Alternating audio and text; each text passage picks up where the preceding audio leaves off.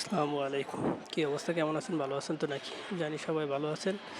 তো আমাদের মক্কা এরিয়ার ভিতরে সিফটি মিটিং হচ্ছে। সেই সিফটি মিটিংয়ের তো ভিডিও করলাম। ভিডিও এলাও না, তারপরেও ভিডিও করা হচ্ছে। তো ইউটিউব, ফেসবুক এসব তানে ছাড়তে গেলে তো দিক্কত মানে সমস্যা হয় এই কারণে। তারপরে ফাঁকে দিয়ে হারিয়ে এনে ভিডিও করলাম যে সিফটি মিটিং ১ মাস পরে পরে মিটিং চলে। তো আপনাদের কাছে যদি ভিডিওটা ভালো মনে হয়, দেখে আর যদি ভালো লাগে, তাহলে একটা লাইক, একটা কমেন্ট, শেয়ার করে ফেসবুকে দেখলে ফেসবুকে শেয়ার করে, কমেন্ট করে, লাইক করে। আর কে কোথা থেকে দেখতেছেন জাস্ট একটু কমেন্ট করে।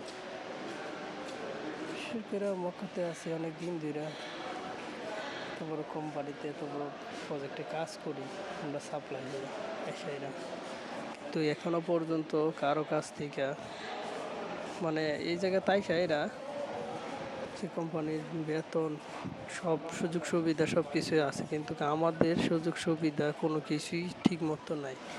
কেননা তাদের সুযোগ সুবিধা ভালো আছে কোম্পানিতে, ডাইরেক্ট কোম্পানিতে আছে, সাপ্লাই কোম্পানিতে না। তারা আছে ইয়াতে আপনার মিলাদিন কোম্পানিতে। আর আমরা তো আইসি সাপ্লাই কোম্পানিতে। ভাই সাপ্লাই কোম্পানিতে আইসা পয়রা জীবনটারে শেষ ধ্বংস হয়ে গেছে।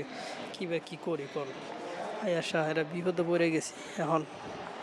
তো সইও পারি না, কইও পারি না, কারো কিছু বলতেও পারি না।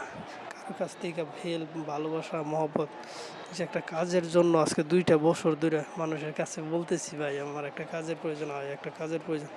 কাজের তো গতি হয় না, কোনো কিছুই না। মানুষ একদিন ফোন দিলে দ্বিতীয় দিন যুগাড় বন্ধ করে দেয়। বুঝতে পারি না কেন মানুষ এরকমটা করে, কইতে পারি না, আল্লাহ জানে। তো সব কিছুর সমাধান হয়ে যাবে ইনশাল্লাহ, দেখি হয় কি না। আশাবাদী, কারো অপেক্ষায় আছি। মানুষ না থাকলে তো মানুষের উচিত